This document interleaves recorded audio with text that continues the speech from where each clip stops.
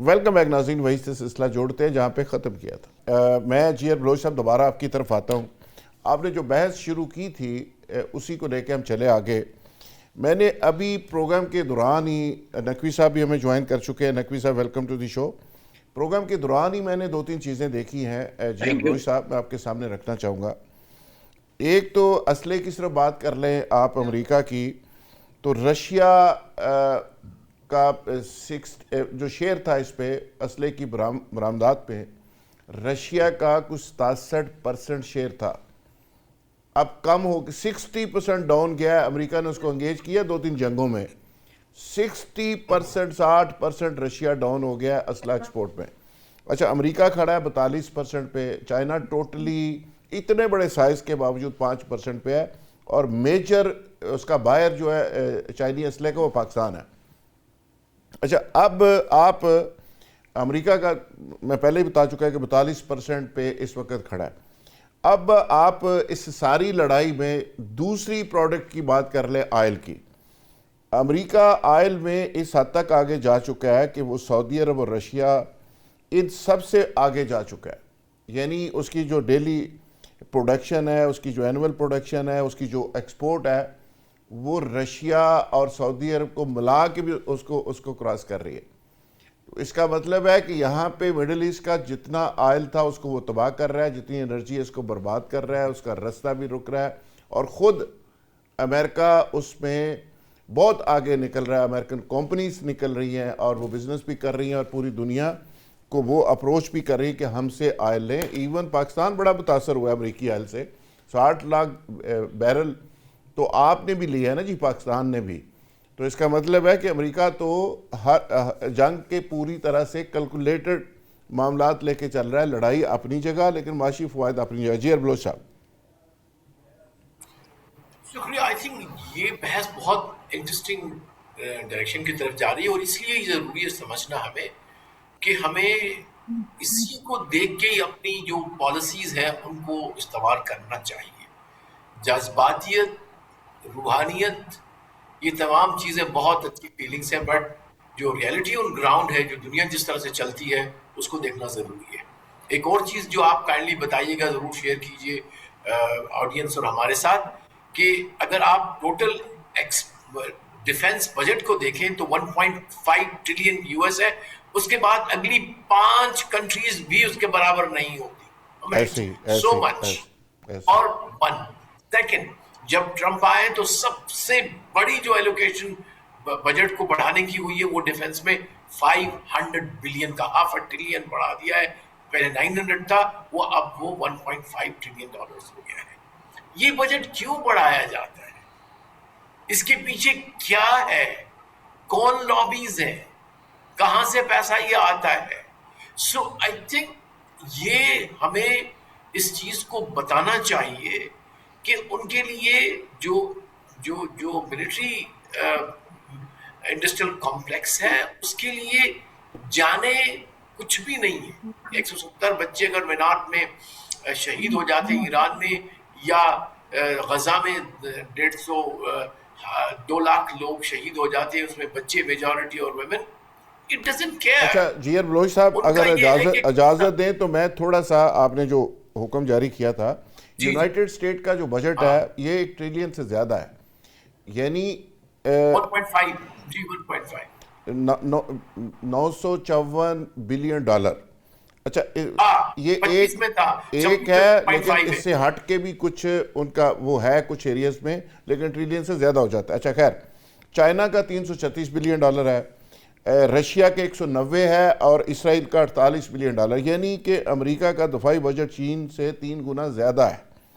اب بات آپ کی جو آپ بات کر رہے ہیں وہ سمجھ میں آنے والی بات ہے کہ کہاں سے آ رہا ہے۔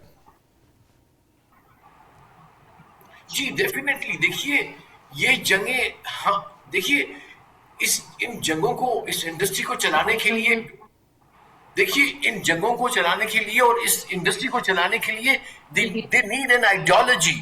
وہ آئیڈیالوجی کبھی تو بن جاتی ہے جو ہے وہ پروٹیکشن آف دا جیوز اور اسرائیل، یا کبھی وہ آ جاتی ہے اسلامک ٹیررزم کو نیوٹرلائز کرنے کا، اور کبھی آ جاتا ہے کہ ایران کو ہم نے تباہ و برباد کرنا ہے کیونکہ it's a threat to the global peace, یا عراق یا سیریا.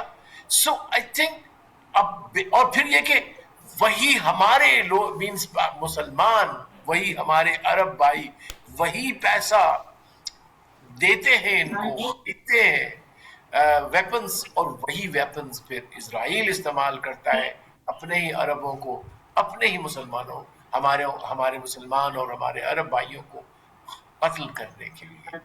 تو اب میرے خیال ہے ویک اپ کال جانی چاہیے دنیا میں، ویک اپ کال جانی چاہیے مسلمانوں کے پاس کہ فار گاڈ سیک ان جنگوں کو ختم کرنا ہے تو آپ نے کم از کم ایٹ اے منیمم اس چیز کو ڈسکس تو کریں نا. 2 ماہ کے بعد اپنے آپ کو بھی میں کروں گا بلیم کہ آج ہم اس کو کر رہے ہیں ڈسکس، جبکہ 2 مہینے سے ہم اس کے اور جو بالکل ایک لحاظ سے صرف ایکسکیوزز کو ہم ڈسکس کر رہے تھے کہ جی یہ جو آئل، بنیادی یہ بات ہارموز، تھی یہ آپ اس کو نیوکلیئر ڈسکس کر رہے ہیں، بالکل صحیح بات کر رہے ہیں. تو اب یہ کہ ہمیں کم از کم ڈسکشن کی حد تک، انٹلیکچوئل حد تک اپنے لوگوں کو سمجھانا ہے. پہلے تو اپنے آپ کو سمجھنا ہے ہم نے، اور پھر ہمیں بھی سمجھنا ہے کہ یہاں ہمارے خطے میں کیا کھیل ہونے والا ہے. For God sake try to understand that. میں پہلے بھی کہہ چکا ہوں اور اب بھی اپنے آپ کو وارننگ دے رہا ہوں، اپنے بڑوں کو دے رہا ہوں، خدا را جاگ جائیں جاگ جائیں جاگ جائیں. شیعر بلوچ صاحب، بالکل ہی آپ نے بڑی آنکھیں کھول دینے والی باتیں کی ہیں. فردوس شمیم نقوی صاحب، ہم ڈسکس کر رہے ہیں کہ باتیں تو ہم کر رہے ہیں کہ جی ایران جیت گیا، امریکہ بھاگ جائے گا اور امریکہ ہار گیا اور وغیرہ وغیرہ. آج ہم تھوڑی سی فیکٹس کے ساتھ بات کر رہے ہیں کہ امریکہ کا تو یہ کاروبار ہے جنگیں، اور جس طرح وہ اسلحہ بیچتا ہے، پوری دنیا کا اسلحہ 42% اس کا شیئر ہے اس میں. تو کیا وہ یہ کام کل سے بند کر رہا ہے؟ اور اس نے تو کام ہی یہ کرنا ہے، تو جنگیں بند کرنا تو اس کو سوٹ نہیں کرتی. لیکن اس میں ہمارا خیال تھا کہ فیس سیونگ لے کے وہ بھاگ جائے گا، نکل جائے گا، اور پاکستان اس میں ایک رول پلے کر رہا تھا. لیکن اب جو ٹرمپ کا آج کا بیان ہے کہ ہم ایران کو سبق سکھائیں گے، ایران کو گنڈا نہیں بننے دیں گے، ایران کو یہ نہیں کرنے دیں گے، یہ نقوی صاحب کس طرح بات جا رہی ہے؟ دیکھیے جی، پہلی چیز تو یہ وی شوڈ آل نو کہ ٹرمپ از انپریڈکٹیبل. اور دوسری چیز یہ ہے کہ America as a country has institutions جو اس کے انٹرسٹ کو پروٹیکٹ کریں گے، چاہے کانگریس ہو، چاہے سینٹ ہو، چاہے ان کی پینٹاگون ہو، چاہے صدر کی کتنی بھی ایبسولوٹ پاور نظر آ رہی ہو، لیکن بیہائنڈ دا سین یہ سارے ادارے اپنا اپنا کردار ادا کرتے ہیں.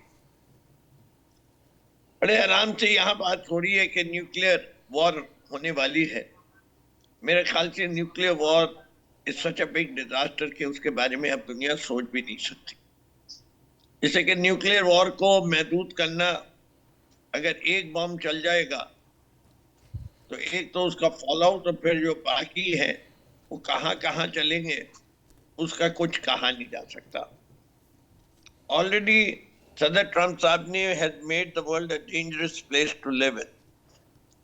ابھی آپ ایران کی بات کر رہے ہیں، آج کی خبروں میں رشیا بھی بارڈر پہ لے کے بیٹھا ہوا ہے نیوکلیئر بم یوکرین کے لیے، جس سے کہ یوکرین کے بھی حالات بڑے خطرناک ہیں. رشیا کے 4 لاکھ سے زیادہ فوجی مر چکے ہیں اور یوکرین کے اس سے کوئی 1.5 گنا زیادہ مر چکے ہیں. یوکرین کی تو آبادی کیا ہے، اور یوکرین والے تو اب virtually they are on their knees. اب ایسی صورتحال میں دنیا کے اندر جو سمجھدار لوگ ہیں، جس کے اندر اب رہ گئے آپ کے China as a super power and an economic power, Jinping صاحب کو اب کردار ادا کرنا پڑے گا. یورپ کی جو ٹریڈیشنل پاور ہاؤسز ہیں، جرمنی، فرانس اور گریٹ برٹن کو مل کے چائنا کے ساتھ اس دنیا کو بچانے کی کوشش کرنی پڑے گی. ایران کا معاملہ کچھ فرق ہے. یہاں بہت سارے لوگ بات کر رہے ہیں کہ ایران کا فیصلہ جو ہے یہ ہے کہ نقصان ہوگا ایران کو، کیا فائدہ تھا ہیلی کاپٹر کو کرنے کا. ایران نے بڑی ہمیشہ پچھلی جنگ ہوئی تھی، جنگ بندی مان لی تھی. اس جنگ کے آغاز سے پہلے مسقط میں جو بات چیت ہوئی تھی اس میں ایران نے ساری باتیں مان لی. اس نے کہہ دیا ہم نہیں بنائیں گے نیوکلیر ویپنز. آیت اللہ خامنائی صاحب نے باقاعدہ ڈکلیئر کیا ہوا ڈگری ہے کہ کسی مسلمان مملک کو یہ حق نہیں ہے کہ وہ نیوکلیر بم بنائے، اس سے کہ یہ انسانیت کے لیے اچھا نہیں ہے. ایران کبھی نہیں ایکوائر کرے گا. اس کے باوجود کبھی بھی انہوں نے ابنائے حرمت تو بند نہیں کی تھی. یہ سب کچھ کیا کیا؟ انہوں نے کہا یہ تو ایگریمنٹ ہونے والے جنگ شروع کر دی. اب ایران کو اتنے نقصانات اٹھانے کے بعد جب انہوں نے ڈپلومیٹکلی امریکہ کو آئسولیٹ کرا دیا ہے، they have to bring this war to a logical end، جس کے اندر امریکہ has to realize کہ یونیپولر ورلڈ ختم ہو گئی ہے اور they cannot، انہیں کتنی دفعہ انہیں سبق سکھایا جائے امریکہ کو، ویتنام، افغانستان، جہاں دیکھ لیں جہاں انہوں نے یہ اس قسم کی چیزیں کی ہیں انہیں ہمیشہ منہ کی کھانی پڑی ہے. تو اس لیے اب یہ دنیا تبدیل ہو چکی ہے اور ایران اس کی سب سے واضح مثال ہے. اور ایران ایک اصولی موقف لے کے چل رہا ہے کہ ہمارے ملک کے اوپر آپ نے کیے اور ہم نقوی صاحب موجودہ جو حالات ہیں اس میں ایران کو ایک چیز پتا ہے، یہ اصول جو ہے ان اصولوں کی کتنی حیثیت ہے، اور ٹرمپ اس کو آپ کہتے ہیں کہ اصولی موقف ایران لے کے چل رہا ہے. سوال یہ ہے کہ کوئی امریکہ کسی اصول کو مانتا ہے؟ وہ نہ یو این او کو مانتا ہے، نہ کسی قرارداد کو مانتا ہے، نہ اخلاقیات کو مانتا ہے. اور ٹرمپ کی جو شخصیت ہے وہ تو تضادات سے بری ہوئی ایک شخصیت ہے. نہیں وہ اسلامی اصولوں کی بات کر رہا ہوں میں سرکار، میں اسلامی اصولوں کی میں بات عرض کر رہا ہوں. یہ ہم اصول کہتے رہے کہ ساری زندگی، وہ تو مان ہی نہیں رہا کسی چیز کو. ارے وہ مانے یا نہیں مانے، ایران کو پتا ہے کہ تعز من تشاء وتذل من تشاء. انہیں یقین ہے ہم حق پر ہیں اور حق پہ رہنے کے ناطے بس ٹھیک ہے. بالکل نقوی صاحب پھر بددعا میں دے سکتے ہیں کہ تیرڈیاں توپا کیڑے پہن، پھر یہی ہو سکتا ہے. سوال یہ ہے کہ اس طرح کرنے سے ٹھیک ہے ہمارے جذبات بھی ایسے ہی ہیں، لیکن سوال یہ ہے ٹیکنالوجی کی جنگ ہے، پیسے کی جنگ ہے، معیشت کی جنگ ہے. ایران کہاں کھڑا ہے، امریکہ کہاں کھڑا ہے، اسرائیل کہاں کھڑا ہے؟ ایران کے ساتھ کوئی آنے کو تیار نہیں. ہم کہہ رہے ہیں کہ وہ چلو عزت ذلت والی بات درست ہے آپ کی، ہمارا بلیو ہے. پاشا صاحب سر ویتنام کدھر کھڑا تھا؟ سر ویتنام کدھر کھڑا تھا؟ ویتنام بھی 33 لاکھ لوگ مرے تھے، 33 لاکھ لوگوں کے مرنے کا انتظار کر رہے ہیں آپ. ویتنام میں 33 لاکھ لوگ مرے تھے، کیا 33 لاکھ لوگ مرنے کا انتظار کر رہے ہیں ہم؟ اچھا بات یہ ہے کہ اپنے فردوس میں سمجھتا ہوں ضروری پاشا صاحب فردوس شمیم نقوی صاحب نے ماشاءاللہ اچھی باتیں کہی ہیں، ہمیشہ اچھی کرتے ہیں، اور مطلب انہوں نے آج علمی باتیں کی ہیں تو مجھے بہت اچھا لگا ہے فردوس شمیم نقوی صاحب. لیکن ایک حقیقت یہ بھی ہے کہ فیکٹس آن گراؤنڈ یہ ہیں کہ امریکہ ایک ملٹری جائنٹ ہے، امریکہ ایک اکنامک پاور ہے، اور اس نے ایران کو 70-80% کچل کے رکھ دیا ہے. ایران کا انفراسٹرکچر تباہ ہو چکا ہے، اور ایران ہمیں بتایا جا رہا ہے اب پروپیگنڈے کی صورت میں کہ ایران نے کبھی شکست نہیں کھائی. ایرانی تہذیب 3000 سالہ پرانی ہے. بھائی کہاں ہے ایران کی جو تہذیب تھی فارس کی؟ اس کو تو حضرت عمر فاروق نے ایسا تباہ کیا تھا کہ اس کے بعد اس تہذیب کا نام و نشان ہمیشہ کے لیے مٹ گیا. اور اب جو ایران ہے یہ وہ ایرانی تہذیب نہیں ہے، یہ اسلامی تہذیب ہے. پہلی بات یہ ذہن میں رکھیں. دوسری بات یہ ہے کہ جس وقت 79 کے اندر ایران کے اندر انقلاب آیا تھا تو امام خمینی جو انقلاب لے کر آئے تھے اس نے پورے عالم اسلام کے 69 ممالک کے ساتھ دشمنی کی بنیاد رکھی تھی. مجھے اچھی طرح یاد ہے کہ انہوں نے جو پہلا اعلان کیا تھا وہ سعودی عرب اور پاکستان کے عوام کو دعوت دی تھی کہ یہ امریکی ایجنٹ ہیں دونوں حکومتیں، سعودی عرب کی بھی اور پاکستان کی بھی، اور ان کے عوام جو ہیں ان کا تختہ الٹ دیں۔ ایرانی انقلاب نے کسی مسلمان ملک کے ساتھ اپنا اچھا تعلق نہیں بنایا۔ ہاں انہوں نے اچھا تعلق جو خطے کے اندر بنایا تھا وہ انڈیا کے ساتھ بنایا تھا، اور پاکستان کے نیوکلیئر پروگرام کی جو اخفا ہوئی تھی، جو ادھر سے ہی ہوئی تھی، اس کی جو مخبری ہوئی، جو امریکہ کو پتہ چلا کہ پاکستان نے نیوکلیئر جو وہ پرزے ہیں وہ سمگل کیے، لیبیا نے تو وہ پورا اپنا ایٹمی پلانٹ جو پاکستان سے کسی طریقے سے انہوں نے لیا تھا وہ امریکہ کے حوالے کر دیا، اور ایران سے دوسری مخبری ہوئی تھی جس کے نتیجے میں پھر پاکستان پر پابندیاں لگنے کی بات ہوئی، اور پاکستان نے پھر کسی طریقے سے جنرل مشرف نے پاکستان کو اسکیپ گوڈ بنایا، اس کو عبد القدیر خان کو، اور وہ پاکستان جو ہے وہ محفوظ رہا۔ اب جو اس وقت ہے ایران جو ہے وہ حق پر ہے، ہمیں اس بارے میں کوئی دوسری رائے نہیں ہے۔ ایران ایک مظلوم اس وقت ملک ہے، اور امریکہ اور اسرائیل جارے ہیں، حملہ آور ہیں، وہ ایران کو برباد کر رہے ہیں، اور ایران جو ہے وہ اس وقت حق پر ہے، اور ریاست پاکستان بھی اس وقت کھلے طریقے سے ایران کے ساتھ ہے، اور وہ ایران کو مکمل تباہی سے بچا رہی ہے۔ اگر پاکستان یہ سفارتکاری نہ کرتا، ایران کو سمجھانے کی کوشش نہ کرتا، تو امریکہ اور اسرائیل اس وقت تک ایران کو مکمل طور پر تباہی سے ہمکنار کر چکے ہوتے۔ اور یہ جو بہادری کی داستانیں ہمیں سنائی جا رہی ہیں، یہ ایران کے ساتھ دوستی نہیں، یہ ایران کے ساتھ دشمنی ہے۔ کوئی مسلمان ملک جو ہے، کوئی مغربی طاقت جو ہے، کوئی دوسری سپر طاقت جو ہے وہ ایران کے ساتھ کھڑی نہیں ہے۔ کس وجہ سے؟ امریکہ کے ڈر سے۔ مسلمان ممالک، عرب ممالک اگر ساتھ ایران کے نہیں ہیں تو اس کی وجہ ایران کی پالیسیاں ہیں، ایران کی غلط سفارتی پالیسیاں ہیں، جس کی وجہ سے ایران عالم اسلام کے اندر، مسلمان دنیا کے اندر جو ہے وہ تنہا ہے۔